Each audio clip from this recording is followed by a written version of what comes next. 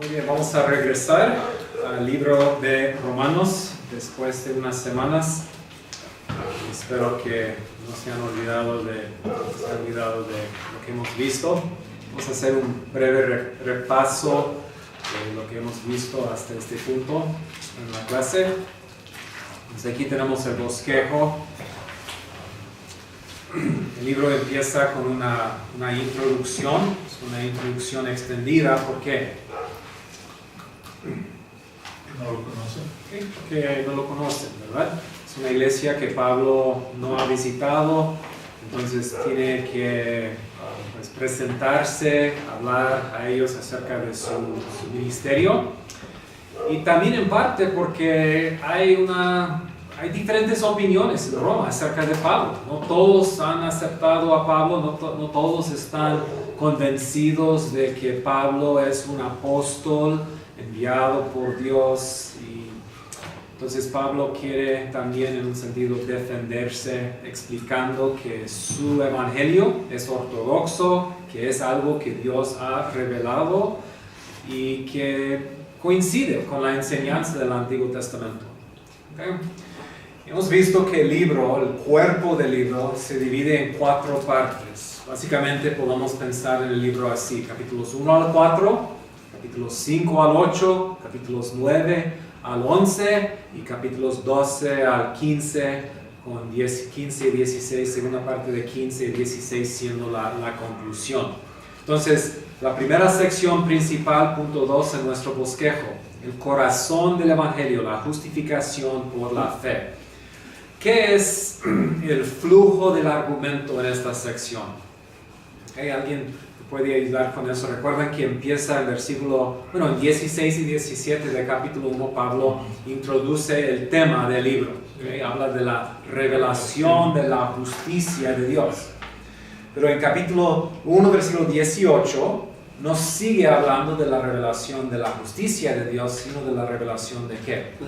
La ira de Dios. ¿Okay? Entonces, ¿cómo sigue el argumento? Pensando en las secciones principales de esta sección grande.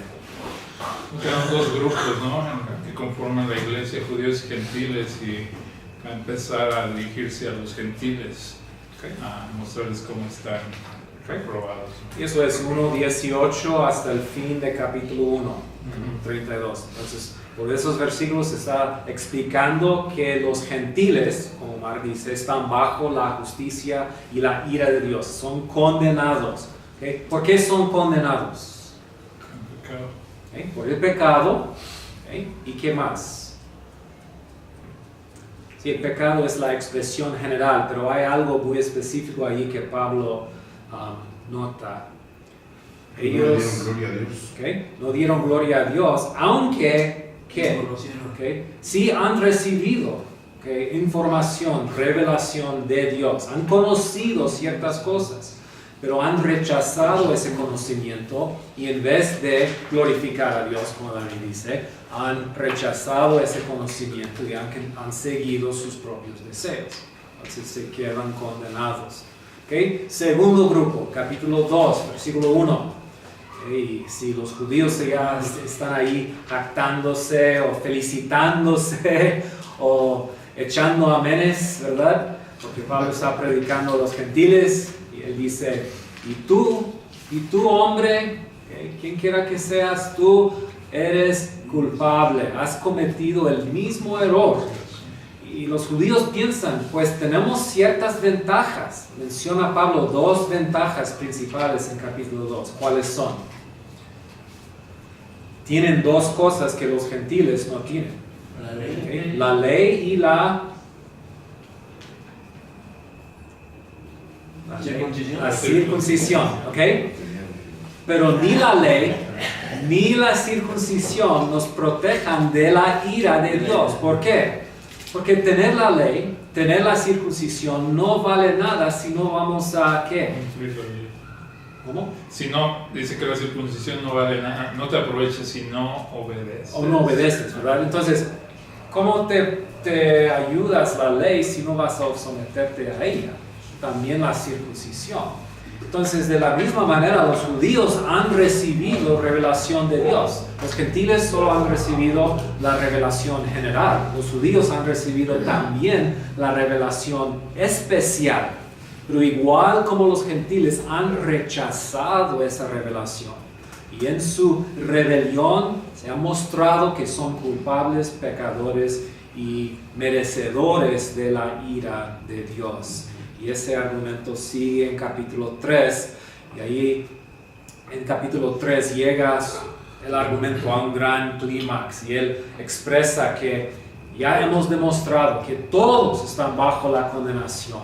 ¿Okay? Nadie ha hecho lo bueno, ni siquiera uno, o sea, nadie ha obedecido a Dios, nadie busca a Dios, no existen personas buscadores de Dios que son de una forma exentos de esa expresión de la ira de Dios. Entonces así Pablo presenta lo que hemos llamado las malas noticias. ¿Okay? Y es en versículo 21 de capítulo 3. O sea, introdujo el tema de la revelación de la justicia de Dios en 1:16 y 7. Pero en 3:20 regresa al tema y dice, pero ahora, ¿okay? Después de hablar 3 capítulos de la ira de Dios, pero ahora, aparte de la ley, se ha revelado una justicia de Dios. Regresando al tema. Una justicia que no nos viene como por medio de la ley, sino por medio de fe en Jesucristo. Y 3:21 a 26 es la presentación más densa, más precisa del Evangelio en todo el Nuevo Testamento. Pablo explica lo que Dios ha hecho en Cristo para liberarnos de esa culpabilidad, para perdonarnos de nuestros pecados. Él ha puesto a Jesucristo como una propiciación, un sacrificio que específicamente, ¿qué hace? Quita la ira de Dios, que satisface las demandas de la ley de Dios. Y todo esto demuestra que Dios es justo y el que justifica. Es el dilema grande que Dios tiene. ¿Cómo puede Dios ser los dos? ¿Cómo puede justificar a pecadores por un lado y por el otro lado mantenerse justo? Y la cruz de Cristo hace posible que Dios sea el justo, el Dios, el juez justo y el que justifica a pecadores. Bien, eso nos lleva a capítulo 4. Y en capítulo 4, Pablo nos da un argumento sumamente bíblico, basado en una exposición del Antiguo Testamento, usando la vida de ¿quién? De Abraham. Y demuestra que esa idea de la justificación por la fe, aparte de la ley, se puede ilustrar en la vida de Abraham. Abraham fue justificado. Génesis 15:6, Dios lo declaró justo antes de su circuncisión en capítulo 17, o sea, varios años después. Y con ese argumento demuestra que aún Abraham fue justificado por la fe. Y entonces saca unas conclusiones de eso. Abraham, siendo justificado por la fe, provee el camino para el resto de la humanidad, tanto judíos como gentiles. Y entonces todos que participan en la fe de Abraham, todos que creen en Dios, creen en Jesucristo, también son hechos herederos de Abraham. Y el punto radical del capítulo 4 es que no simplemente han participado los gentiles creyentes en los beneficios de Abraham, han sido hechos ¿qué? Hijos de Abraham. Y otra vez Pablo demuestra eso del argumento y el texto de Génesis. Cuando Dios le dijo a Abraham, mira las estrellas, mira la arena del mar, el polvo de la tierra, así será tu descendencia. Y Pablo cita esa frase para hablar de nuestra participación. Nosotros somos el polvo de la tierra, arena de la mar. Así será su descendencia. Él es el Padre, Pablo dice, de todos nosotros. También serás padre de muchas naciones. Y Pablo indica que esa promesa se cumple también en nuestra salvación, participando en los beneficios de la nación. Entonces así termina el argumento de Pablo en los primeros 4 capítulos. Una presentación de la justificación por la fe. ¿Ok? Segunda sección, capítulos 5 al 8. La garantía del Evangelio, la esperanza de la salvación futura. Y acabamos de pasar varias semanas enfocándonos en esta sección. Y hemos visto que en esta sección Pablo quiere demostrar o explicarnos los beneficios de la justificación. ¿Y cómo empieza capítulo 5? Justificados, ya habiendo sido o siendo justificados por la fe, tenemos ¿qué? Una lista, una serie de beneficios, paz, acceso. Y el beneficio principal que Pablo menciona es que tenemos la esperanza de que de esa gloria futura. En el resto de esa sección, Pablo demuestra que tenemos la esperanza de la gloria futura. Esa esperanza tiene su prueba o su demostración subjetiva. Es la obra del Espíritu Santo que derrama en nuestros corazones su amor, y tiene su demostración objetiva. Aún siendo pecadores, siendo rebeldes, Cristo murió por nosotros, demostrando que Dios, como dice en capítulo 8, Dios es por nosotros. Sabemos eso. Bueno, ¿cómo puede Dios rescatarnos en Cristo de esa condenación? Entonces, en la segunda parte del capítulo 5, versículos 12 a 21, Pablo habla de 2 grupos de humanidad. Todos están o en Adán o en Cristo. Los que están en Adán participan en la condenación de Adán, participan en las consecuencias del pecado de Adán. Adán trajo 3 cosas al mundo: el pecado, la muerte y la condenación. Y participamos en eso en Adán. Pero en Cristo, el otro representante humano, Dios ha traído al mundo perdón, libertad, justicia, vida eterna. Entonces, en Cristo, en unión con Cristo, somos libres de la condenación.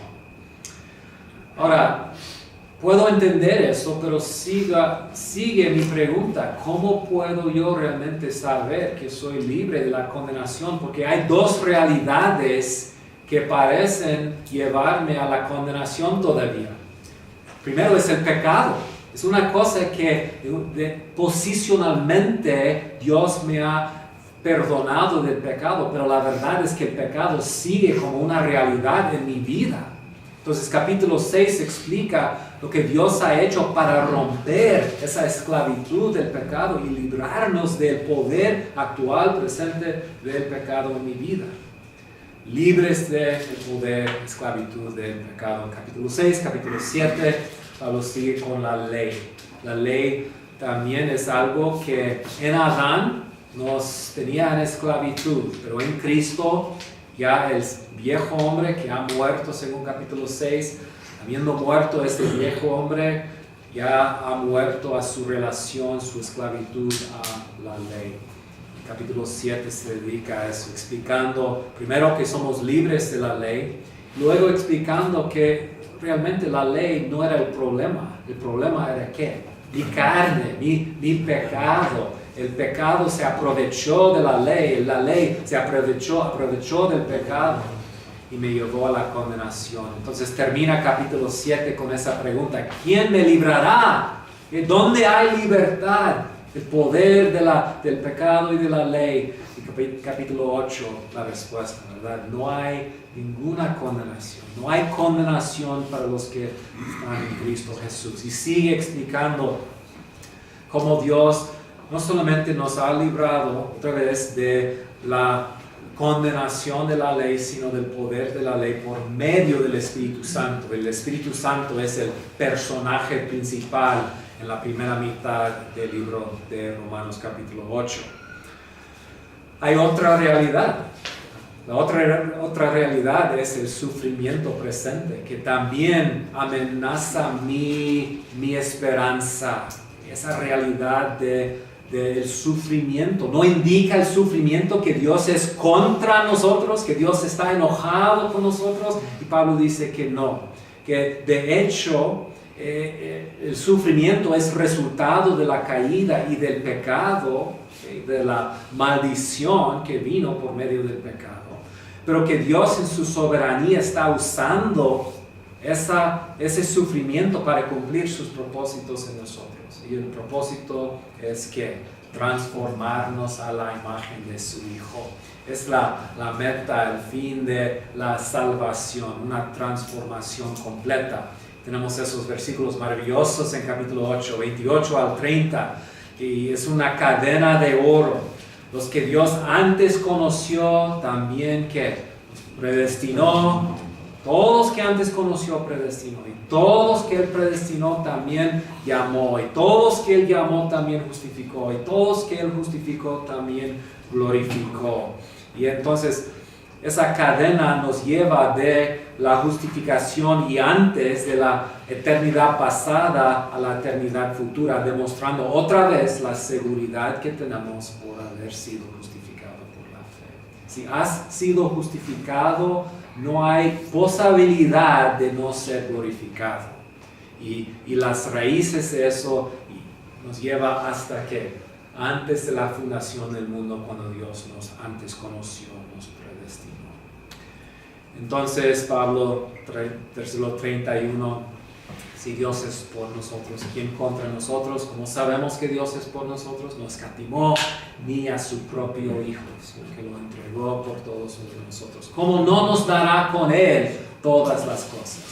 Y con una serie de preguntas retóricas, ¿verdad?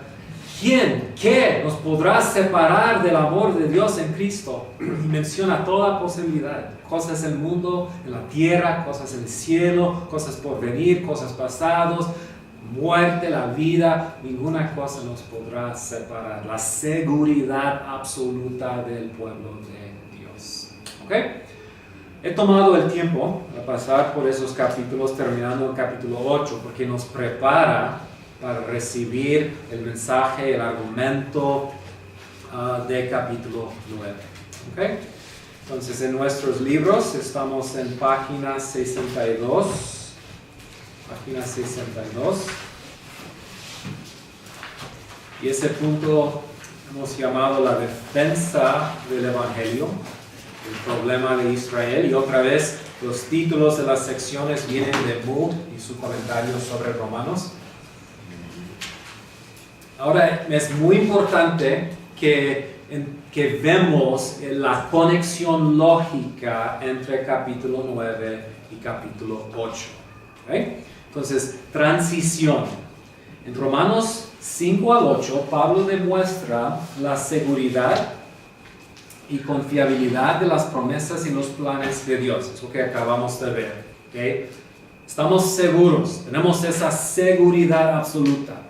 Que los que son predestinados y llamados tienen la garantía absoluta de la salvación futura.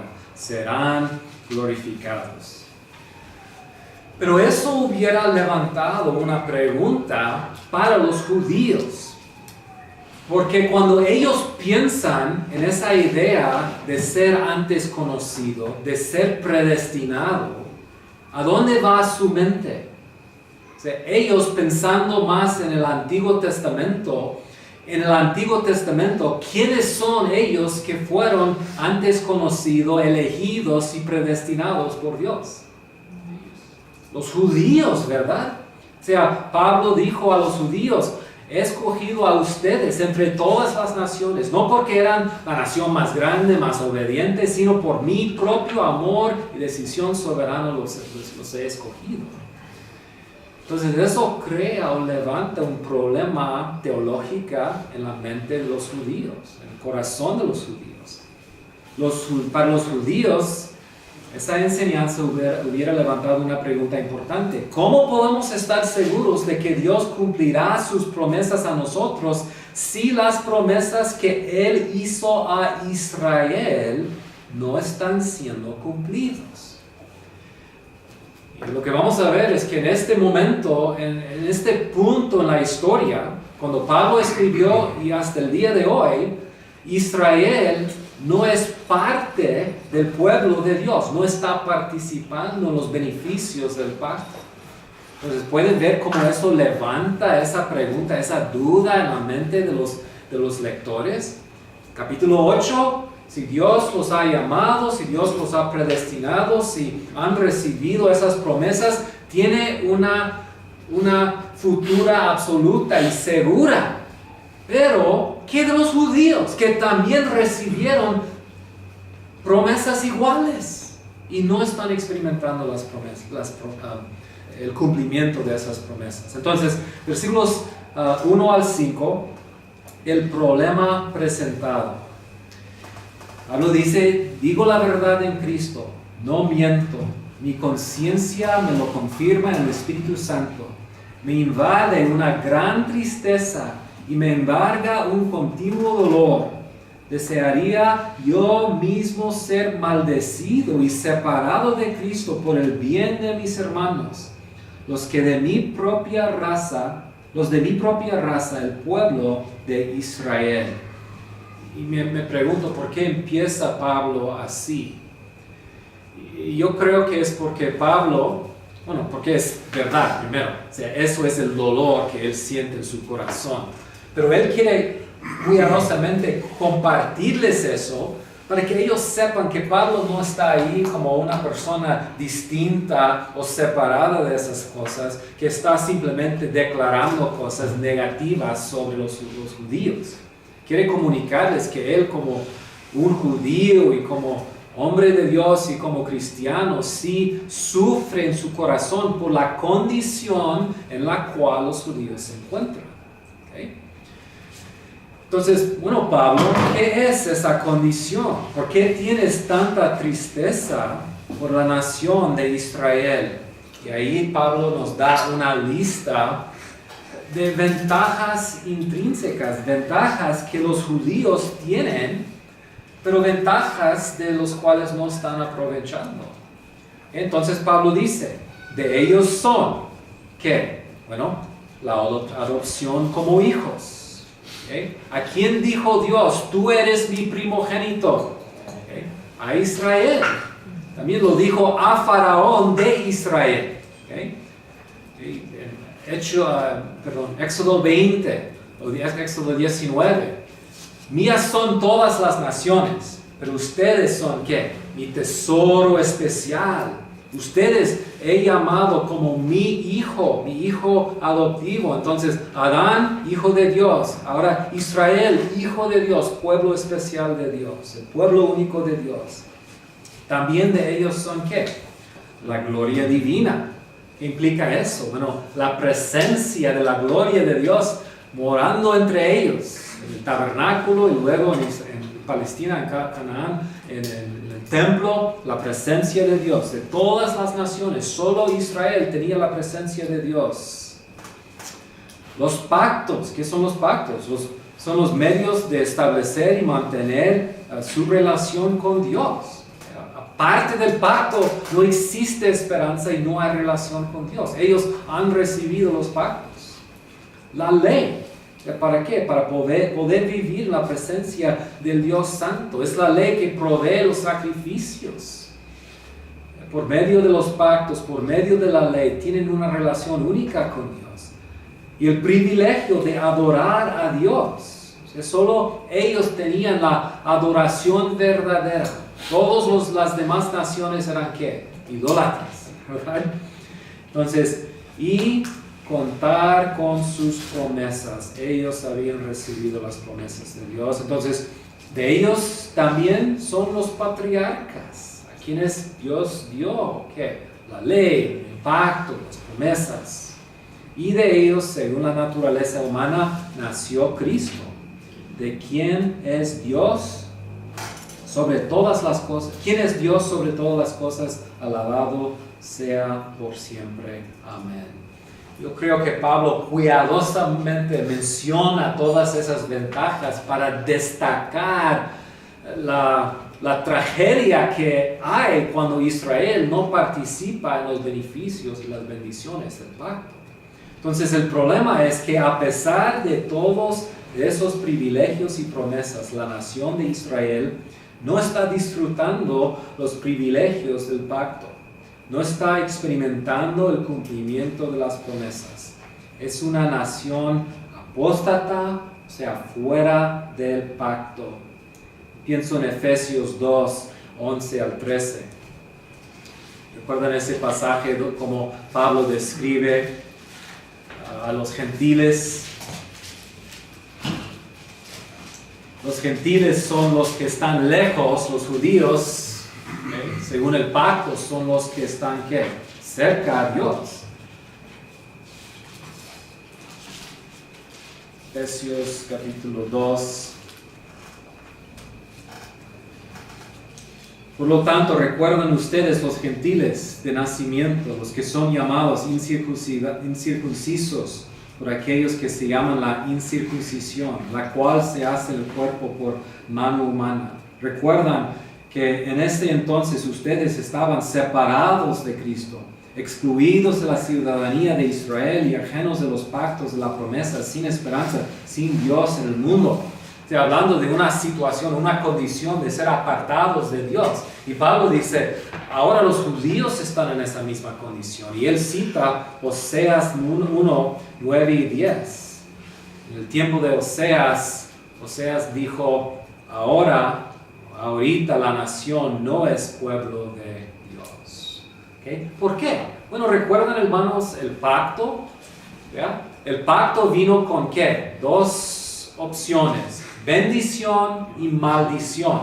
Si obedecen mi pacto, se quedarán en los beneficios del pacto. Pero si desobedecen mi pacto, caerán bajo ¿qué? La maldición del pacto. ¿Y qué incluye esa maldición? ¿Okay?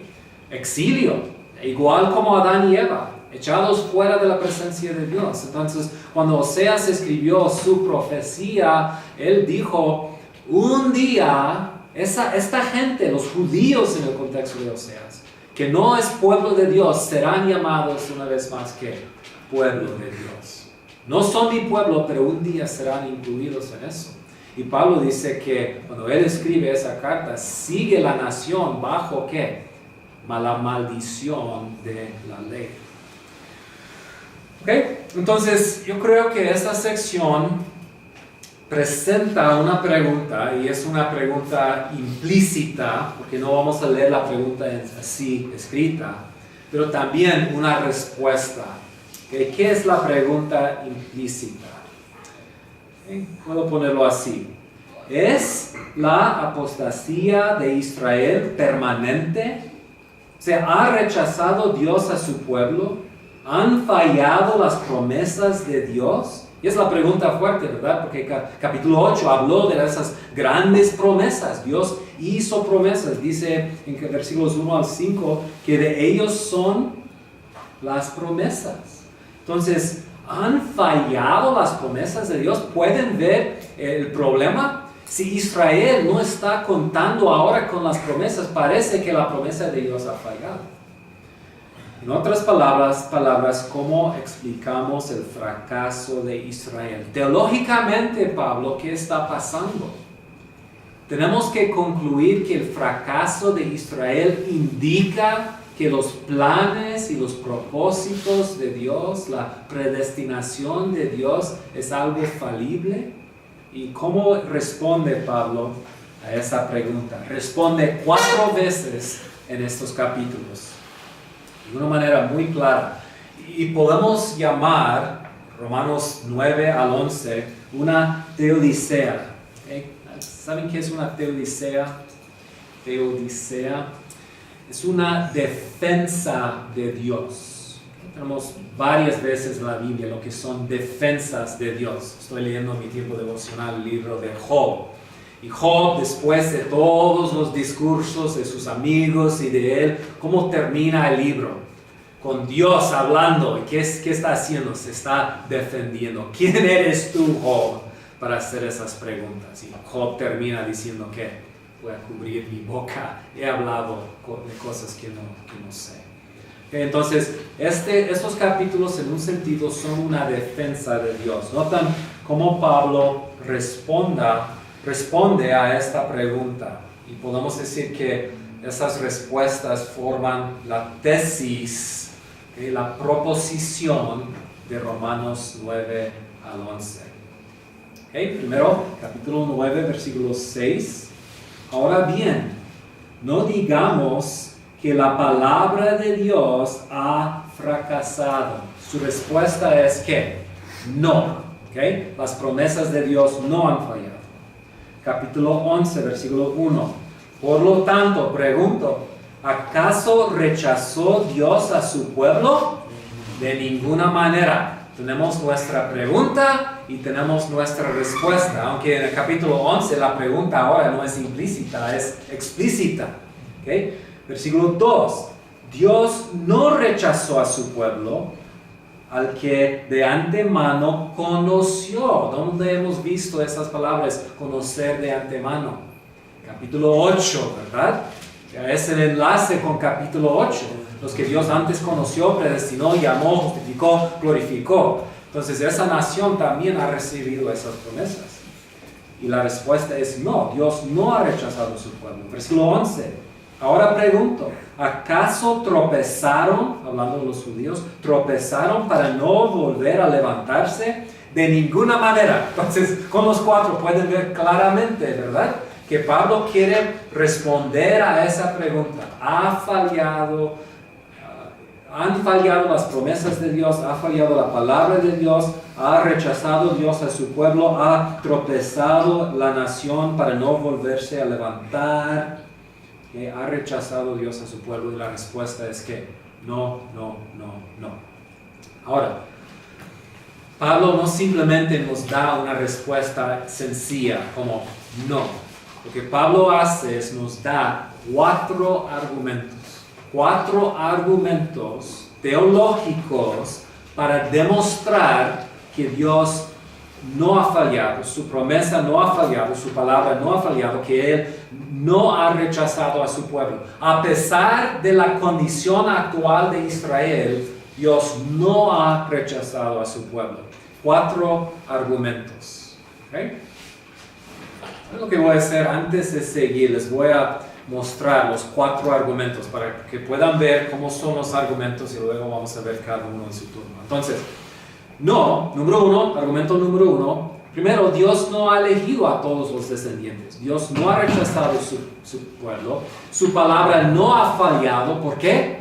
Porque Él nunca prometió salvar a todos los judíos. Argumento 2. Israel no ha experimentado la salvación de Dios porque no la han buscado por fe. El problema es ¿quién? Es Israel, ¿verdad? Ellos tienen también la culpa en todo eso. Argumento 3. La fidelidad de Dios se ve en la salvación presente de un remanente judío. Dios no ha rechazado a Israel. Las promesas de Dios no han fallado. ¿Cómo sabemos? Porque en este momento hay judíos salvos, creyentes. Y eso es demostración de la fidelidad de Dios. ¿Por qué existe un remanente? ¿Por qué es creyente Pablo? Por la elección divina de Dios, Pablo va a decir. Y argumento 4, a pesar de la incredulidad de los judíos, el plan de Dios todavía incluye la salvación futura de ellos. Dios no ha rechazado a su pueblo, sus promesas no han fallado, porque un día Dios va a hacer algo para llevar a cabo y cumplir sus promesas. Pueden ver cómo cada uno de esos argumentos responde teológicamente a la pregunta que se presenta en esta sección. Entonces vamos a seguir aquí con argumento 1. Argumento 1, Dios no ha elegido a todos los descendientes de Abraham a ser verdaderos israelitas e hijos de Dios. En esta sección, hermanos, llegamos a lo que es uno de los pasajes más controversiales en el Nuevo Testamento, especialmente entre los creyentes, los cristianos, los evangélicos. Hay otros pasajes más controversiales, pero como un debate en el pueblo de Dios, en la iglesia, el tema de este capítulo es un gran debate. ¿Okay? Y como ustedes saben, la pregunta de la elección, la predestinación ha sido una pregunta fuerte históricamente en la iglesia por muchos años, antes de la Reforma. No debemos empezar con Lutero y Calvino, podemos regresar hasta San Agustín y sus grandes debates con Pelagio sobre la naturaleza humana y la gracia soberana de Dios. Y quiero empezar así, quiero recordarnos, hermanos, que hay asuntos sobre el cual diferentes creyentes a veces toman posiciones y sacan conclusiones diferentes. Y eso no debe ser problemático para nosotros.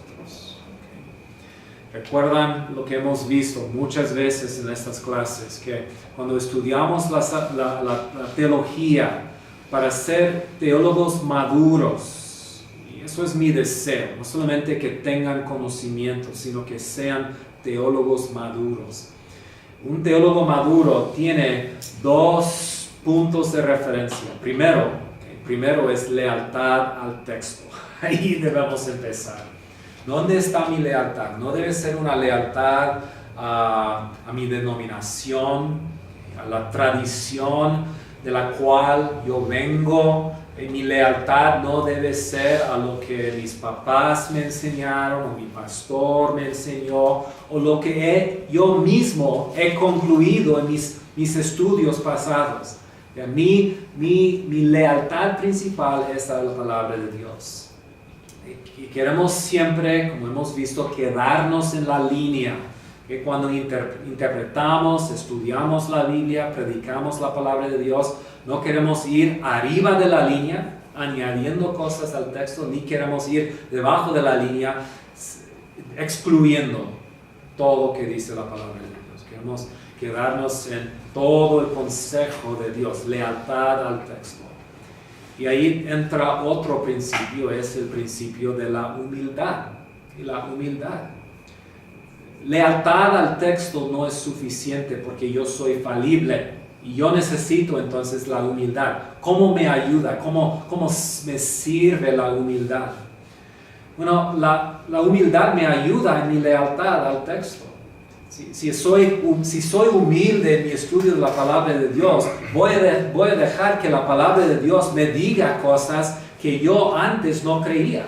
Voy a dejar que el texto mismo me corrija, cambia mi forma de ser. También la humildad me hace capaz de escuchar perspectivas diferentes a las mías y con humildad, cuidadosamente, evaluar lo que siempre he creído o lo que mi tradición me ha dicho. La humildad me hace capaz de tomar unos pasos atrás y observarme a mí mismo y preguntarme ¿por qué tomo esa posición? ¿Qué son mis motivaciones? Porque a veces tomo decisiones en mi exposición del texto simplemente porque cabe bien con mi teología y mis ideas preconcebidas. No porque eso es realmente lo que el texto dice. Entonces me pone en una posición de sentarme bajo del texto en vez de ponerme encima del texto, juzgando y controlando el texto. Estoy dejando con la humildad que la palabra de Dios hable. Ahora, con esa perspectiva, hermanos, espero que podamos nosotros estar aquí y tener diferentes opiniones sobre el asunto de la elección. ¿Okay? Y estar bien con eso. Llevarnos bien unos con otros, amarnos unos a otros, no enojarnos unos con los otros o uno con el otro porque sale con una conclusión diferente. Y es lo que les quiero pedir. Mi deseo en esta clase no es principalmente convencerles de mi posición. Y quiero decir que mi experiencia ha sido una peregrinación. ¿Okay? O sea, yo no crecí en una familia, en una iglesia reformada. Y cuando fui a la universidad, no fui a una escuela donde se fijaron en un sistema de teología bien así fijado. O sea, ellos presentaron diferentes perspectivas y dejaron que nosotros tomara la decisión. Y cuando yo estudié en el seminario, en el instituto, seminario, en la universidad, empecé a ver cosas, pero me costó mucho llegar a la posición que tomo hoy. De hecho, hablando de los puntos del calvinismo, por ejemplo, me pasé muchos años, o sea, luchando y batallando. Y mi deseo no es promover un sistema, no quiero promover el arminianismo, no quiero promover el calvinismo, quiero ser bíblico. ¿Okay? Y lo que les voy a decir hoy, los argumentos, las conclusiones que saco, hermanos, solo puedo responder a la luz que tengo. ¿Okay? Puede ser que estoy mal a veces, pero puedo ver lo que veo y puedo exponer lo que veo. Y es lo que quiero hacer. Entonces, no quiero que nadie se siente incómodo, ¿okay? Con lo que vamos a ver aquí. Quiero que escuchen bien, que pongan atención. Y si ven cosas que no concuerdan con el texto, está bien. Eso espero que puedan ver, que no simplemente estén de acuerdo conmigo porque es Aarón que está enseñando en la clase. ¿Okay? Y en un sentido, y dije eso, enseñé esta clase en el seminario de Lacey hace unos meses, y dije, mira, estoy tomando el tiempo para hacerlo así tan cuidadosamente, porque quiero que ustedes, por lo menos una vez en su vida, escuchen del otro lado, que es la posición que yo voy a presentar. Y en un sentido, quiero hacer eso, porque hay muchos que escuchan de sistemas de teología y toman o sacan conclusiones o presuposiciones, pero realmente no han escuchado los argumentos del otro lado. Entonces quiero presentar lo que es mi lado. Quizá no es el otro lado para ti, quizá es el otro lado. Y la verdad es que no importa. ¿Ok? Entonces, después de esta clase vamos a abrazarnos todos unos a otros, ¿okay? Y compartir la rosca en amor y gratitud. ¿Okay? Muy bien. Argumento número 1. Dios no ha elegido a todos los descendientes de Abraham a ser verdaderos israelitas e hijos de Dios. Versículos 6 y 7. Okay. No todos los que descienden de Israel son israelitas, ni por ser descendiente de Abraham son todos hijos. Pueden ver que hay dos grupos aquí. Okay. ¿Cuál es el grupo más grande, más amplio? Bueno, los descendientes físicos de Jacob, de Israel, de Abraham. Okay. Entonces el círculo más grande ahí representa a ese grupo más grande.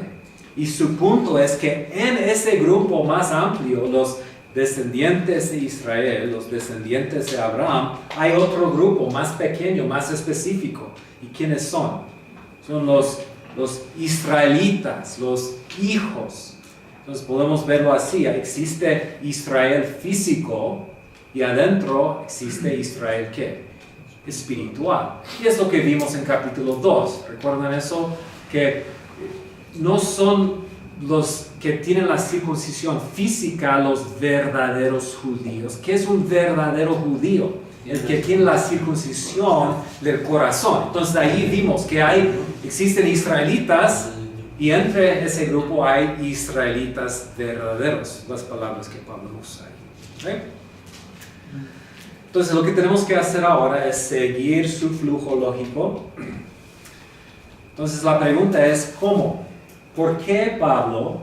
¿Por qué no son todos los descendientes de Abraham hijos y herederos de las promesas? Eso fue contra la creencia de muchos de los judíos que pensaron que simplemente por ser judíos, circuncidados, participantes físicamente en los pactos, en la ley, en los sacrificios, se incluyeron en el pueblo de Dios. Entonces, esa idea de dos grupos fue un punto difícil para los judíos ortodoxos.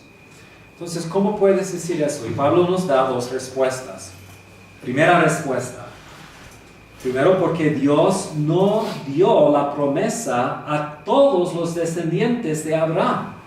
¿Recuerdan la pregunta anterior? ¿Han fallado las promesas de Dios? O sea, es una pregunta sobre las promesas de Dios.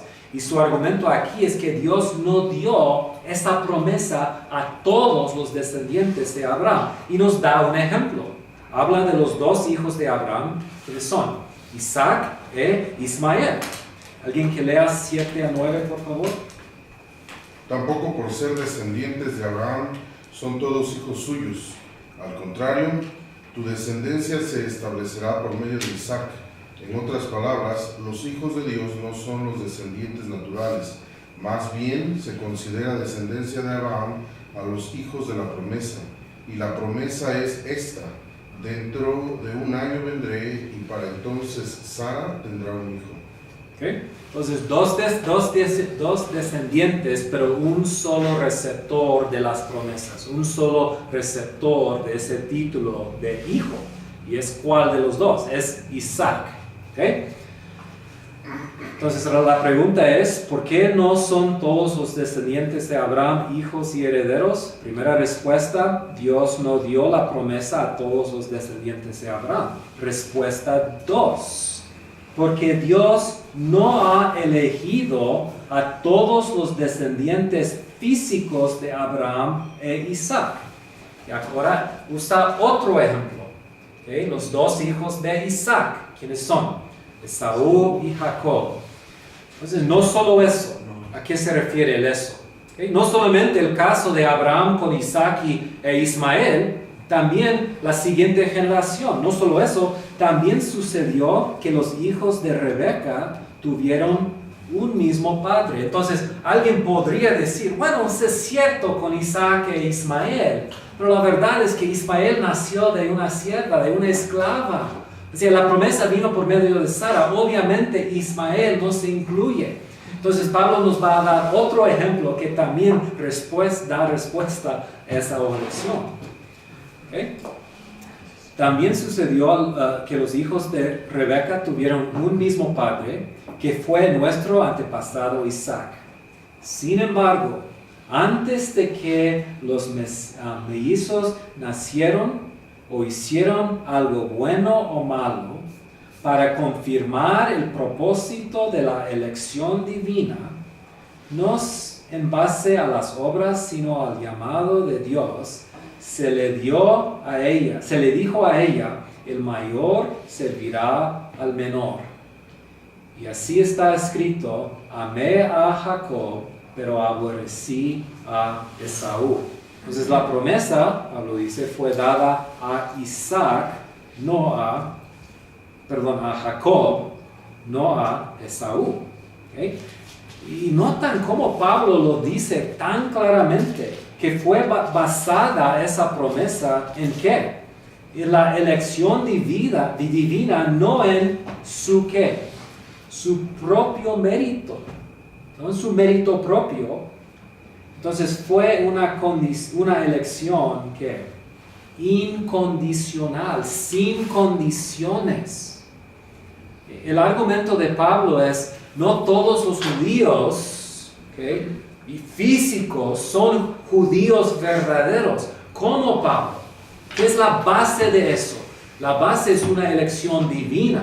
Y Pablo quiere cuidadosamente argumentar que no tenía que ver con las decisiones de Esaú o de Jacob. Entonces él toma el tiempo para decir, antes de que nacieron, de que hicieron algo bueno o malo, para confirmar el propósito de la elección divina. La elección divina incondicional es la base, según Pablo, de esa promesa.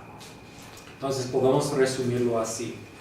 Pablo argumenta que Dios no ha abandonado sus promesas a Israel, porque la participación en el verdadero Israel siempre ha dependido de la elección personal de individuos. Y podemos ya ver la aplicación para hoy, de la perspectiva de Pablo. Porque hoy hay israelitas que no son participantes. ¿A dónde va a ir el argumento? Bueno, no todos son elegidos. Ahora, pregunta, cuando escuchamos eso, ¿qué es la pregunta que surge? ¿Qué es la objeción que se levanta naturalmente en nuestras mentes?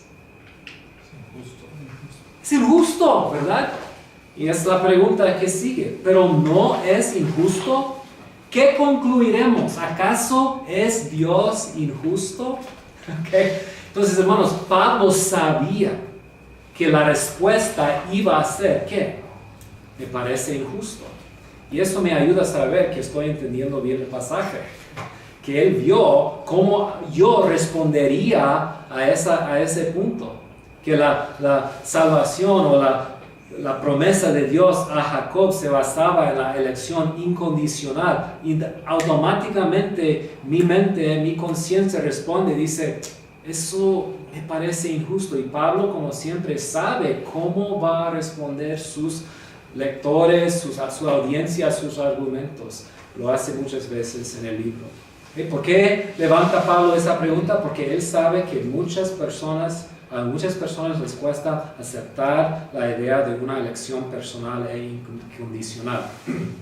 La pregunta indica que estamos entendiendo bien su punto en versículos 6 al 14. Entonces, ¿es injusto? Y Pablo nos da una respuesta. La respuesta es no es injusto porque Dios tiene el derecho de tener misericordia o no. Ahora, hermanos, recuerda, eso no fue la respuesta de Aarón, ¿okay? No fue la respuesta de ningún otro teólogo, fue la respuesta de Pablo. Y quiero enseñarles que eso sí es su respuesta. Entonces la pregunta, ¿qué concluiremos? ¿Acaso es Dios injusto? De ninguna manera, Pablo va a decir. Entonces Pablo aquí nos va a dar 2 ejemplos y 2 conclusiones del Antiguo Testamento. Y la respuesta es no, porque Dios tiene el derecho de tener misericordia. Ejemplo 1 con conclusión. Lo que Dios dijo a Moisés. Lo que Dios dijo a Moisés confirma lo que Pablo quiere decir. Que Dios tiene el derecho de tener misericordia o no. De ninguna manera. Es un hecho que a Moisés le dice, tendré clemencia de quien yo quiera tenerla, y seré compasivo con quien yo quiera serlo. ¿Okay? Entonces es lo que Dios dijo a Moisés. Y ahora nos da su conclusión. Por lo tanto, entonces Pablo está sacando una conclusión teológica de esas palabras que Dios dijo a Moisés. Su conclusión es, la elección no depende del deseo ni del esfuerzo humano, sino de la misericordia de Dios. Tendré compasión, tendré misericordia con quien quiera. ¿Okay? Segundo ejemplo. Pablo sigue, misma época, la historia de Moisés, en este caso lo que Dios dijo a Faraón. Otra cita de la boca de Dios, esta vez a Faraón, con una conclusión teológica. Porque la Escritura le dice a Faraón, te he levantado precisamente para mostrar en ti mi poder y para que mi nombre sea proclamado por toda la tierra. Eso fue la declaración de Dios a Faraón. Así que, otra vez, Pablo saca su conclusión. Dios tiene misericordia de quien Él quiere tenerla y endurece al quien Él quiere endurecer. ¿Okay? Entonces podemos ver cómo Pablo no simplemente expresa su tesis y sigue. Él quiere, como hemos visto, porque él tiene una audiencia judía que sabe el Antiguo Testamento, él quiere demostrar que todo lo que él dice se basa en ¿qué? En el Antiguo Testamento, en una exposición cuidadosa del Antiguo Testamento. Entonces está argumentando aquí y dando ejemplos del mismo Antiguo Testamento. ¿Ok? Entonces, otra pregunta.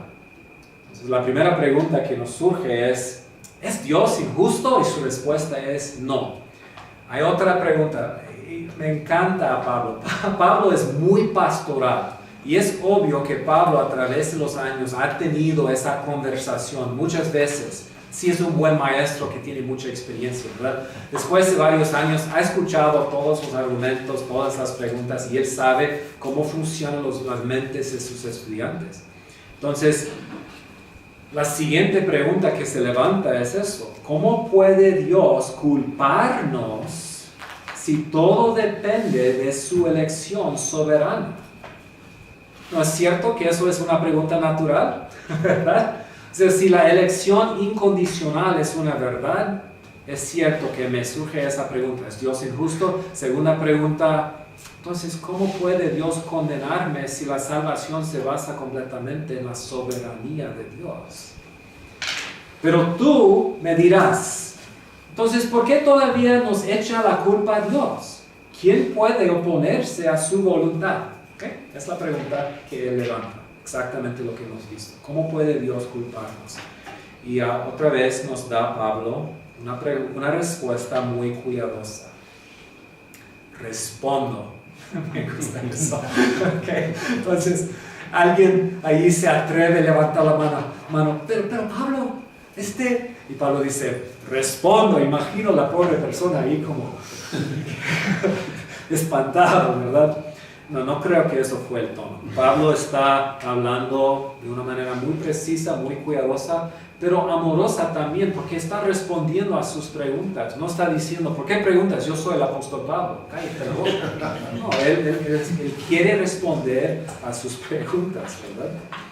Entonces, respuesta primero, versículos 20 y 21. ¿Alguien que lea, por favor? Respondo, ¿quién eres tú para pedirle cuentas a Dios? ¿Acaso le dirá la olla al barro al que la modeló, ¿por qué me hiciste así? ¿No tiene derecho el alfarero de hacer del mismo barro unas vasijas para usos especiales y otras para fines ordinarios? Gracias, Pablo, por esta no respuesta. Porque en un sentido no es una respuesta. Lo que está haciendo es que está regañando a la persona que hace la pregunta. Y otra vez, yo creo que es en humildad, pero su pregunta es, si estás atacando o estás cuestionando la soberanía de Dios, el derecho soberano y absoluto de Dios de tomar decisiones soberanas, estás mal. Entonces nos quiere poner en nuestro lugar. Y otra vez, es lo que Dios hace con Job. ¿Dónde estabas tú, Job, cuando yo formó el cosmos? O sea, cuando yo creí el mundo. Cuando yo formé este mundo, ¿dónde estabas tú cuando yo diseñé a todos los animales? ¿Quién eres tú, Job, para preguntarme o dudarme a mí? Y entonces, hermanos, nuestra respuesta a eso debe ser como Job. Cubro mi boca.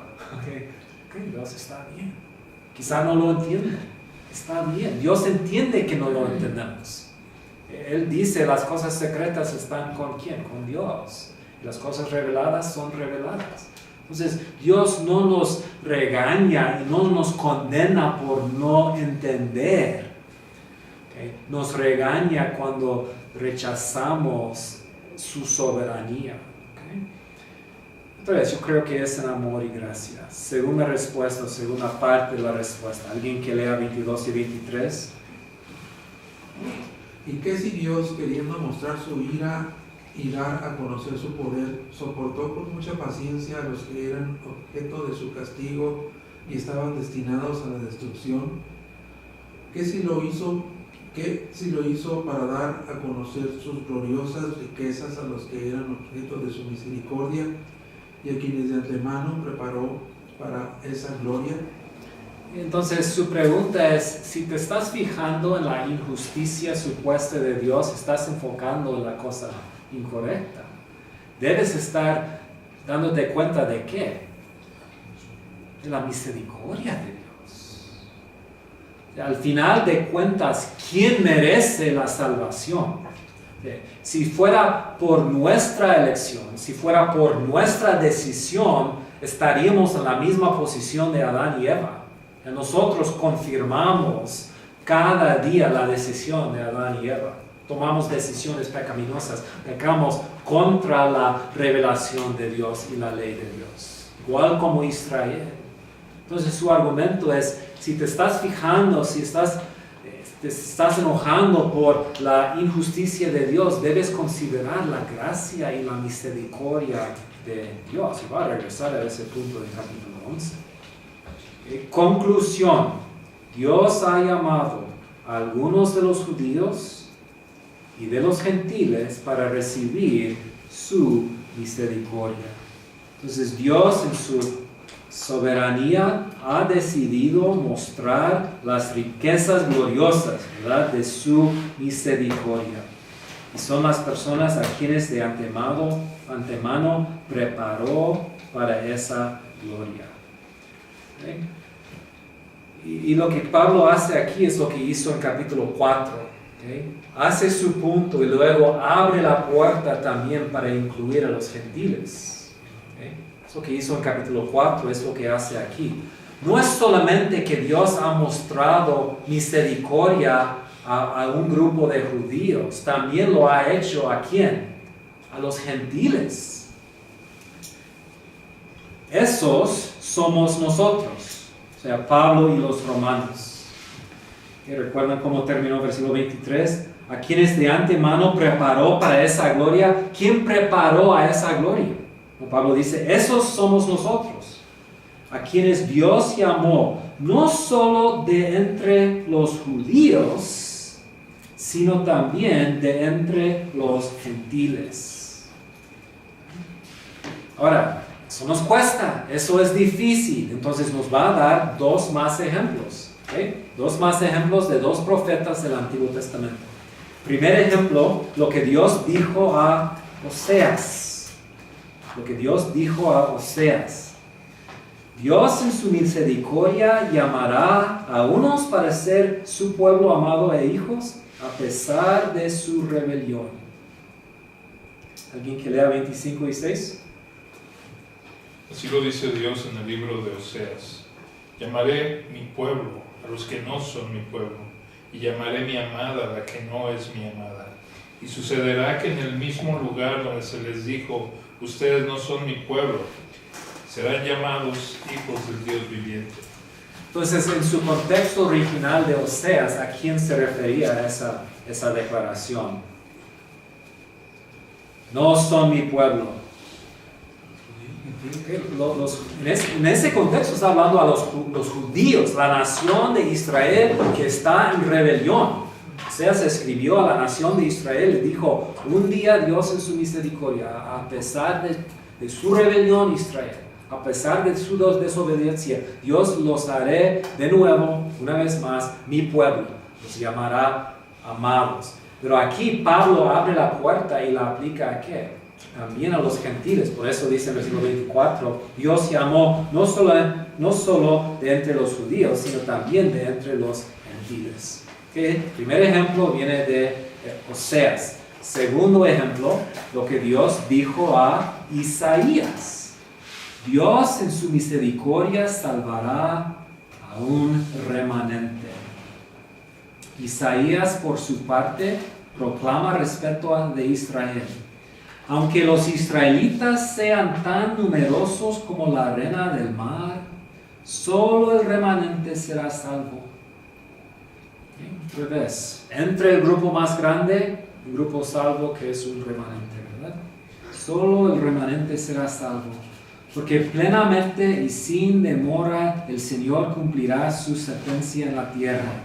Así había dicho Isaías, si el Señor Todopoderoso no nos hubiera dejado descendientes, y ahí está hablando de esa descendencia de un remanente, seríamos ya como Sodoma, nos pareceríamos a Gomorra. Entonces, si no fuera por la gracia de Dios y la promesa de Dios y la fidelidad de Dios a su promesa de guardar un remanente, toda la nación hubiera quedado como Sodoma y Gomorra. Y otra vez, recordándonos que Dios en su misericordia ha traído a nosotros, nos ha llevado a la salvación. ¿Okay? Ahora, hay declaraciones aquí difíciles y no debemos leerlos y decir, no los entiendo, no me importa. Tampoco debemos decir, es muy fácil o muy sencillo. Si Pablo levanta, hermanos, las objeciones como no es injusto o cómo puede Dios culparnos, porque son objeciones verdaderas. Si no sentimos esas objeciones, hemos sido indoctrinados, yo creo, en un sistema de teología y no estamos pensando bíblicamente. ¿Okay? Si no, como dice Beto muchas veces, si no hace ruido, ¿verdad?, en nuestra cabeza, que no estamos viendo bien las cosas, no estamos pensando claramente. Debe causar choques en nuestro corazón, en nuestra mente. ¿Okay? Hasta Pablo mismo confiesa su tristeza por la condición de Israel. Pero al final de cuentas, la pregunta no es si entendemos todo, o podemos explicar todo, o podemos suficientemente defender a Dios. La pregunta es, ¿qué dice Dios? ¿Qué está en la línea y qué darnos ahí? Entonces, lo que estoy tratando de hacer es ayudarnos a seguir lo que creo es ese punto del argumento, el flujo lógico del argumento, notando palabras de transición, preguntas de transición que nos lleva de una declaración lógica a la siguiente declaración lógica. Y Pablo es un genio, o sea, su habilidad de argumentar puntos teológicos es increíble. Y yo creo que si seguimos el argumento no nos deja mucho espacio para movernos, nos lleva a la conclusión a que Él nos quiere llevar. Ok, estamos en página 65. La elección corporativa versus la elección personal en Romanos 9. Ok, el problema. Pregunta, ¿verdad? Habla Romanos 9 de la elección de individuos o de la nación de Israel. O sea, ¿es una elección personal o es una elección corporativa? Hago la pregunta porque algunos intérpretes argumentan que la elección en Romanos 9 se refiere no a la elección de individuos, sino a la elección de Israel. Porque el punto es que sí, Dios hizo una elección, pero no fue la elección entre personas, está simplemente argumentando que Dios eligió a la nación de Israel. Y una segunda parte de ese argumento es que algunos, no todos de ellos, pero algunos que toman esa posición dicen, la elección aquí no es una elección a la salvación, es una elección al servicio. Entonces Dios eligió a la nación o a ciertas personas, no a ser salvos o no salvas. Entonces la salvación no está en juego, lo que está en juego es a quién nos ha llamado, nos ha elegido Dios. ¿Okay? Entonces es una posición. La otra posición, otros intérpretes creen que la elección de Romanos 9 se refiere a la elección de individuos, de judíos y gentiles, a la salvación. Yo creo que los datos favorecen esta posición. ¿Okay? Y les voy a dar 9 argumentos, ¿okay?, que yo creo, personalmente apoyan la segunda posición. Y otra vez, en parte estoy haciendo eso porque quiero que ustedes escuchen por lo menos una vez en la vida los argumentos por esa posición. Sea lo que sea su conclusión personal, yo creo que es importante que escuchen los argumentos. Y podemos ver cómo algunos toman la posición de una elección corporativa, porque Pablo sí quiere confirmar o afirmar que Dios tiene un plan para Israel. Eso es claro. La pregunta es si eso es el punto de esta sección. Entonces, voy a darles los 9 argumentos. Argumento número 1. El argumento de capítulo 9 fluye del argumento de capítulo 8, ¿okay? Que habla de la salvación de individuos. ¿Okay? En capítulo 8, Pablo sí también habla de la predestinación y ahí está hablando de individuos. ¿Okay? Por ejemplo, Pablo dice en versículos 28 al 30, los que antes conoció también predestinó, y los que predestinó también llamó, y los que llamó también justificó, también glorificó. Está hablando no de un grupo corporativo, sino de individuos que han sido predestinados, llamados, justificados y serán glorificados. La seguridad del pueblo de Dios, el 31 al 39, es seguridad para individuos. Yo creo que el argumento en capítulo 9 sigue en esa línea. ¿Okay? No es una pregunta de un grupo contra otro grupo. ¿Okay? ¿Sale, vale? ¿Explico? Okay. Número 2. En capítulo 9, Pablo no está argumentando que Dios ha elegido a Israel. Yo creo que es importante. El punto de capítulo 9 no es que Dios ha elegido a Israel, sino que Dios no ha elegido a todos los israelitas. Eso se queda claro, yo creo, en versículos 6 y 7. No todos los que descienden de Israel son israelitas, ni por ser descendientes de Abraham son todos hijos. Entonces, no es judío contra judío, ¿okay? Perdón, no es judío contra gentil, o judío sobre gentil, está hablando de judíos sobre judío. O sea, eso es el argumento. Entonces tenemos que dejar que Pablo mismo desarrolle sus propios argumentos. Entonces, ¿qué está en juego? Lo que está en juego no es la pregunta, ¿ha elegido Dios a Israel? Eso ya se ha concluido, se ha aceptado como una verdad. La pregunta es, ¿qué de los judíos mismos? ¿Okay? Número 3, según versículos 7 al 9. La pregunta sobre quiénes son hijos de Dios e hijos de la promesa no es un asunto, muy importante, no es un asunto de identidad nacional o de descendencia nacional. ¿Okay? Si fuera el asunto, hermano, creo que la puerta no se quiere abrir ahí. ¿Me puede ayudar con la?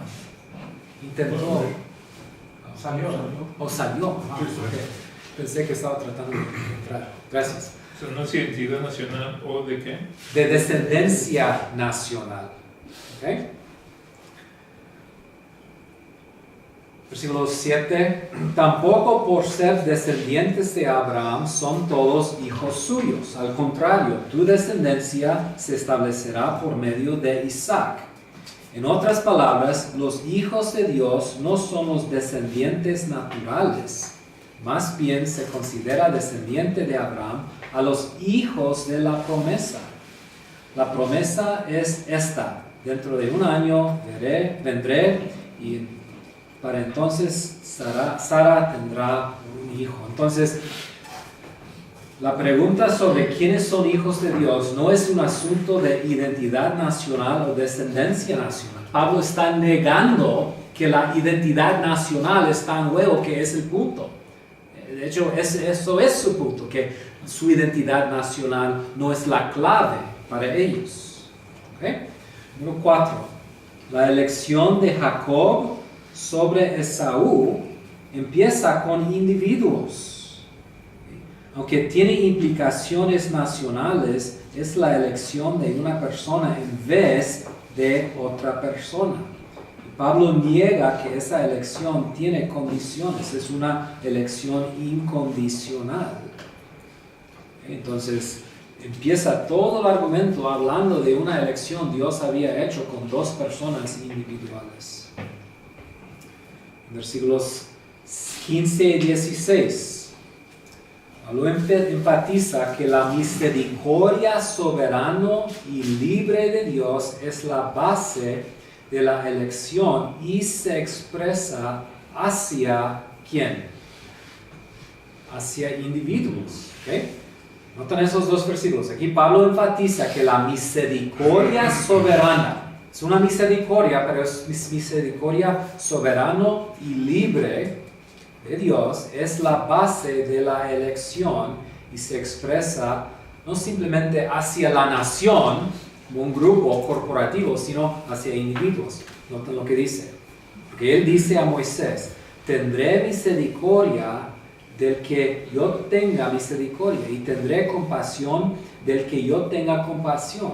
Así no depende de él que quiere, ni de él que corre, sino de Dios que tiene misericordia. Otra vez, es hacia individuos. Esa expresión de misericordia soberana y libre se expresa. Y otra vez, el argumento no es hacia la nación, entonces la nación fue elegida, no es su argumento. ¿Okay? ¿Comentarios o preguntas hasta este punto? Creo que es muy clara el argumento, no es muy clara las proposiciones respecto de la postura entre lo personal y corporativo, ¿no? Aunque en una lectura muy ligera podría tomarse como que está hablando de la nación, pero vemos esos puntos en detalle y sí, específicamente está hablando de personas, de individuos, no de la nación. Y ven eso de Jacob y Esaú, o sea, puedo ver cómo alguien podría leer eso, Jacob y Esaú, o está hablando de la elección de Dios de Jacob como una nación.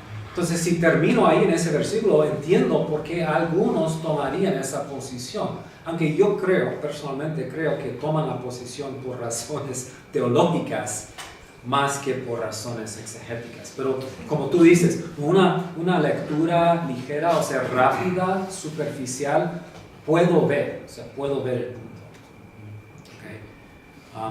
Y el capítulo sí afirma que Dios ha llamado a esa nación, o sea, no estamos negando eso. La pregunta es si el punto del capítulo, y hablando de esa elección soberana de Dios, tiene como su punto de referencia ¿qué?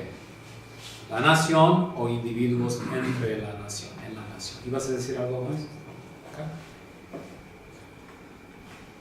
Ok, número 6, tanto la misericordia como el endurecimiento de Dios. Tanto la misericordia como el endurecimiento de Dios es hacia el individuo. El contraste entre tener misericordia y endurecer indica que la salvación de individuos, no la elección de naciones, está en juego. Así que Dios tiene misericordia de quién, ¿okay? Quien Él quiere tenerla, y endurece a quien Él quiere endurecer. ¿Okay? También el lenguaje de vasos de ira preparados para la destrucción. Yo creo que eso es quizá la frase, para mí personalmente, más difícil del capítulo. ¿Okay? Vasos de ira preparados para la destrucción, versículo 22, y vasos de misericordia preparados para la gloria, indica también que la elección y la salvación de individuos, no el papel nacional de Israel, es el asunto. ¿Okay? Está hablando del destino eterno de esos vasos, hermanos. Y digo eso entendiendo las implicaciones. O sea, no es un punto fácil, ¿okay? O que podemos tomar a la ligera, pero el punto es que lo que está en juego es el destino eterno de personas. ¿Cómo navega la otra, cómo se dice? Postura. ¿Cómo navega este texto de destrucción? No sé. Sí. O sea, sí tratan con el versículo, pero y yo he leído los argumentos, o sea, hay comentarios buenos que tratan de responder a la pregunta, pero me es muy difícil. ¿Okay? Y algo que he escuchado muchas veces es Escuché una predicación el año pasado sobre el pasaje. El predicador empezó en versículos 1 al 5 enfatizando la tristeza de Pablo y la compasión de Pablo por la nación. Y básicamente dijo, entonces el capítulo no puede estar hablando de una elección divina, porque el corazón de Pablo es el corazón de Dios. Y Dios jamás escogería a personas si él tiene tristeza por su falta de tener salvación. Entonces, es un argumento teológico basado en preconcepciones teológicas, no tanto un argumento exegético. ¿Okay? Versículos 24 al 27. La elección y llamamiento de Dios no es de naciones, sino de individuos como nosotros, individuos en las naciones. Eso me es un punto muy, muy claro. Que la elección no es de naciones, sino de individuos en las naciones, tanto judíos como gentiles, y los vasos del siglo 23 vienen de entre los judíos y gentiles. Notan muy cuidadosamente las palabras, versículo 24 al 6. Esos somos nosotros. ¿A qué se refieren los esos? Los vasos de misericordia preparados para la gloria. A quienes Dios llamó, fíjense bien, a quienes Dios llamó, no solo de entre, es la palabra griega ek, ¿okay? La palabra griega ek que significa fuera de. Entonces está hablando de qué Dios ha hecho para escoger o elegir a personas fuera de la nación. Mi punto es que no está hablando de la nación, sino de individuos de la nación. Entonces, no solo de entre los judíos, sino también de ek, de entre los judíos.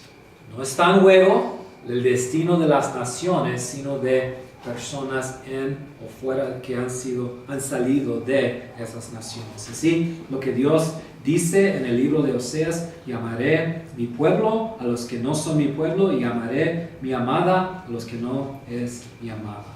Sucederá que en el mismo lugar donde se les dijo, ustedes no son mi pueblo, serán llamados hijos del Dios viviente.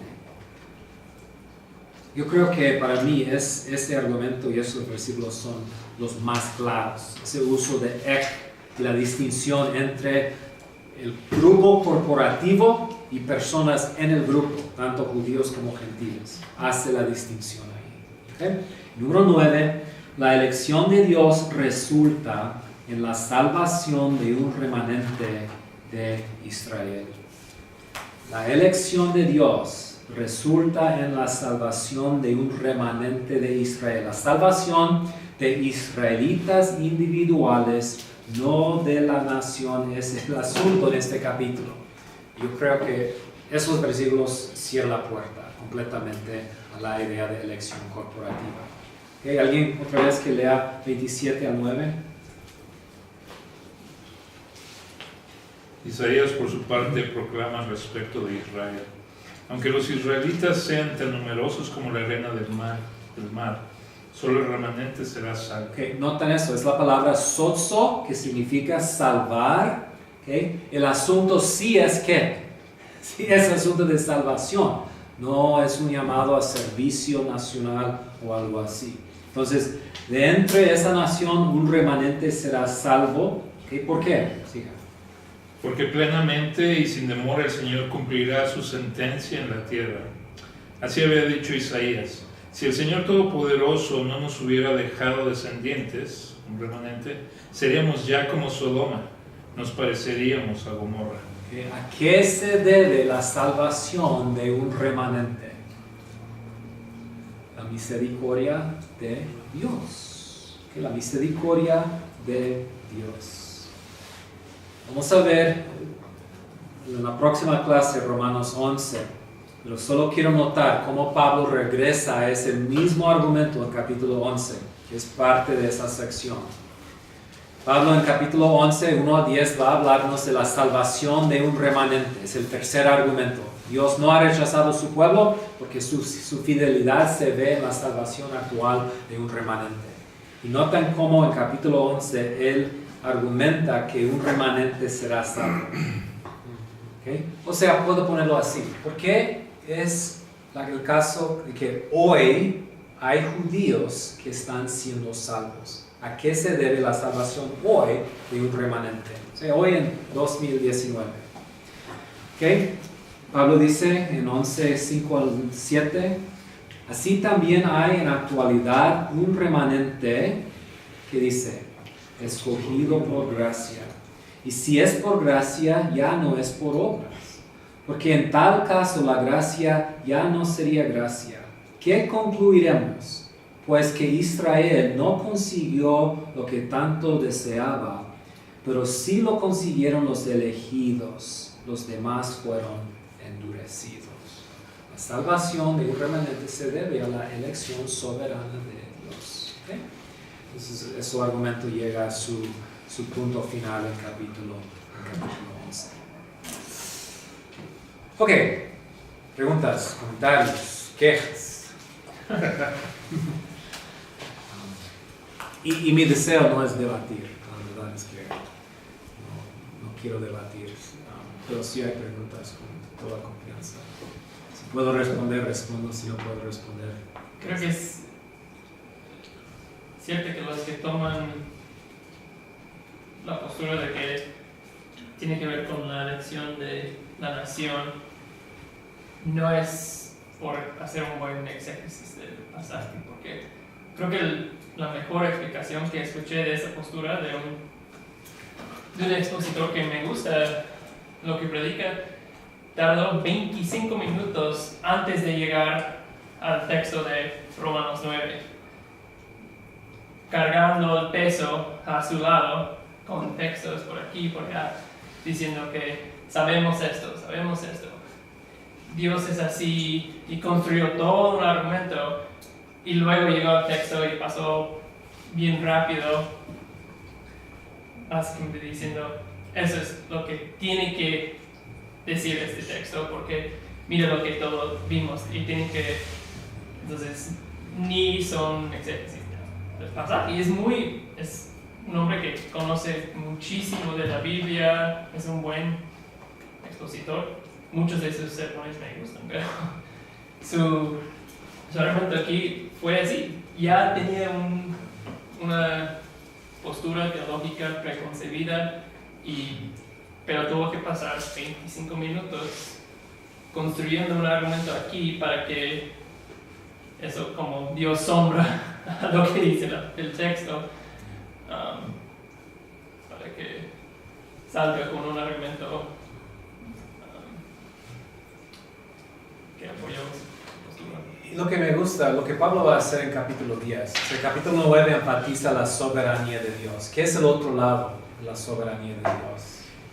Es la responsabilidad humana. En capítulo 10 va a tocar ese tema de la responsabilidad humana. Y va a demostrar que la soberanía de Dios no niega la responsabilidad humana. Y vamos a ver esa responsabilidad la próxima semana. Lo que muchos hacen, lo que acaba de describir Weston en el sermón que él escuchó, es que empiezan con sus ideas como la responsabilidad humana. Y básicamente dicen, si el hombre es responsable, capítulo 9 no puede estar diciendo que Dios es soberano. Entonces están haciendo la eisegesis, importando en el texto sus propias ideas. O otros argumentos también. La Biblia claramente dice que Dios tiene un amor para todos. De tal manera amó Dios al mundo, o sea, Dios ama a todos. La Biblia enseña, yo creo eso. Pero lo que no puedo hacer es decir, ok, ya que eso es verdad, cuando llego a capítulo 9 voy a negar la posibilidad de una conclusión porque no cabe en mi entendimiento finito con esta otra verdad.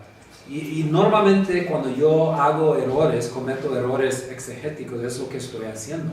Estoy dejando que mis ideas preconcebidas, las ideas, tradiciones, enseñanzas que llevo al texto, controle mi forma de leerlo. Y quiero ser humilde para saber que eso está pasando.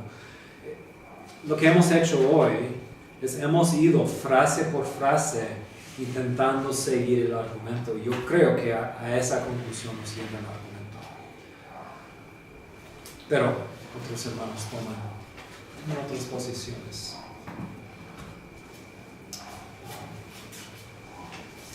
Y hermanos, si todavía te cuesta, esa idea, no te preocupes, ¿ok? Es un asunto enorme y la verdad es que no puede ser resuelta esa pregunta, ese debate en la mente con un solo pasaje. O sea, vas a tener que seguir y estudiar la idea en toda la Biblia. O sea, no solamente nos basamos nuestra teología en un solo pasaje. Entonces, sí tenemos que practicar lo que es la teología bíblica, la historia de la redención y la teología sistemática que compara texto con texto. ¿Okay? Pero, hermanos, tenemos que ser cómodos con la posibilidad de que vamos a llegar a una posición que nos forza a tomar dos posturas o tener dos proposiciones que lógicamente no caben. ¿Okay? Jesús es completamente 100% Dios y Jesús es 100% hombre. ¿Okay? O hay un solo Dios, pero hay tres personas. ¿Okay? Dos proposiciones teológicas absolutamente necesarias sin las cuales caigo en la herejía. ¿Puedo resolverlos lógicamente en mi mente? No. ¿Okay? Entonces, tengo que afirmar, especialmente con capítulo 10, que hay una responsabilidad humana y que en un sentido existe cierto tipo de libre albedrío. Aunque Romanos ha negado un libre albedrío absoluto. ¿Por qué? Porque dice que somos esclavos al pecado. Entonces no hay una libertad absoluta. Entonces es un mito la idea de una libertad completa. Pero quiero confirmar que el hombre toma decisiones propias y es responsable por sus decisiones. Lo que tengo que concluir de Romanos es que sus decisiones son controladas por su naturaleza pecaminosa. Entonces, por eso Pablo dice, nadie busca a Dios. No es porque Dios no los deja, o porque Dios nos llamó, o Dios no nos eligió. No aman a Dios y no buscan a Dios porque no quieren buscar a Dios y no pueden buscar a Dios. Y por ahí entra la soberanía y la misericordia de Dios para hacer por nosotros lo que no podemos hacer por nosotros mismos.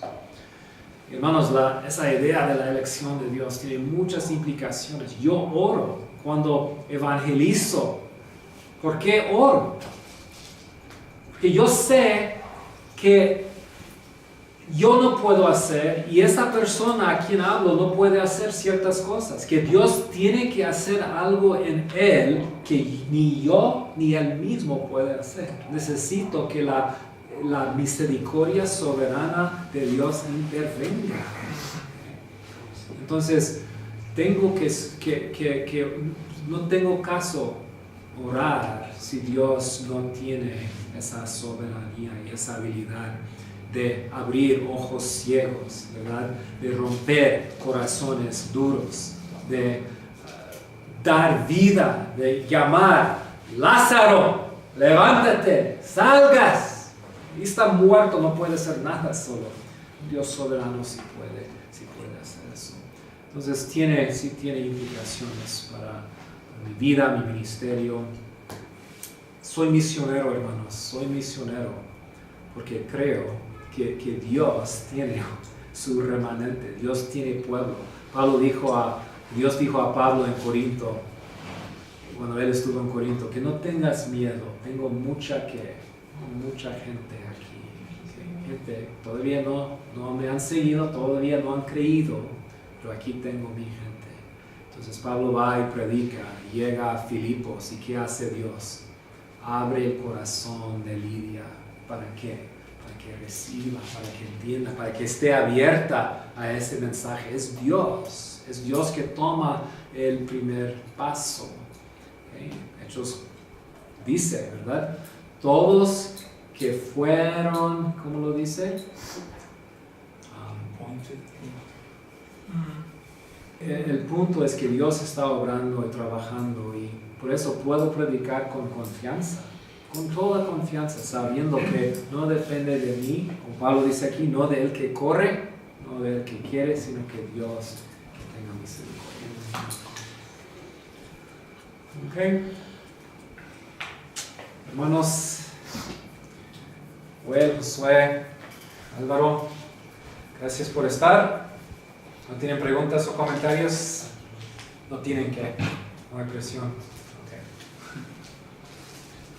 Cuando no hay preguntas, tengo que suponer o que han entendido, o que no entienden, o que están enojados. Yo estaba pensando eso de lo que ya comentaste. ¿Cuál es nuestra posición cuando estamos evangelizando? Entonces, se me vino a la mente prácticamente pedir misericordia. Se me viene a la mente si es lo único en eso que podemos pedir. Pedir que Dios tenga misericordia. Estaba pensando en eso cuando voy a la montaña. Sé que solo Él puede salvar, pero al mismo tiempo tengo una responsabilidad de tener cuidado como llego, especialmente en comunidades que son cerradas al Evangelio. Entonces, si oro y todo eso, pero estoy pisando con cuidado, ¿no? Tratando de entender qué está pasando en la situación, y en base a eso hablo y me relaciono, aún ahí, ¿no? O sea, porque antes no era así. Antes yo llegaba allá en Estados Unidos y a bibliazos, ¿no? Y eso me cerró puertas. Y hay cierto tropiezo ahí en el Evangelio, pero no quiero que la tropieza sea mía, por mi cuenta. Sí, se va a ofender. El Evangelio sí es locura, sí es piedra de tropieza, pero no quiero que yo sea la causa de la tropieza. Y también unos han tomado esa posición y entonces han dicho, no debemos predicar el arrepentimiento y fe. ¿Por qué? Que no son capaces. Eso se llama el hipercalvinismo, y es una posición que los mismos calvinistas como Spurgeon predicó fuertemente contra esa idea, porque la Biblia nos llama al arrepentimiento, nos llama a responder, a creer. Me toca hacer eso, que por un lado soy responsable, por el otro lado no lo puedo hacer, porque el arrepentimiento y la fe es don de Dios, es regalo de Dios. ¿Puedo coincidir los dos? No, pero no tengo que. Ahí la humildad me deja tomar posiciones que mi propia mente finita no puede comprender. Debo estar bien con eso. Bueno, recordando lo de la clase anterior, la dependencia, ¿no? del Espíritu Santo, ¿no? Pues a cada momento va a ser distinto, necesitamos la guianza porque no somos suficientes en nosotros mismos, ¿no? No pueden agradar, ni siquiera pueden, si no agradan a Dios, ni siquiera pueden. Somos aparte de ese Espíritu Santo. Entonces Él trabaja y Él obra en nosotros. Unos siembran, otros riegan. Sí, pero Dios da. Ok, gracias hermanos por su tiempo. Nos quedamos despedidos.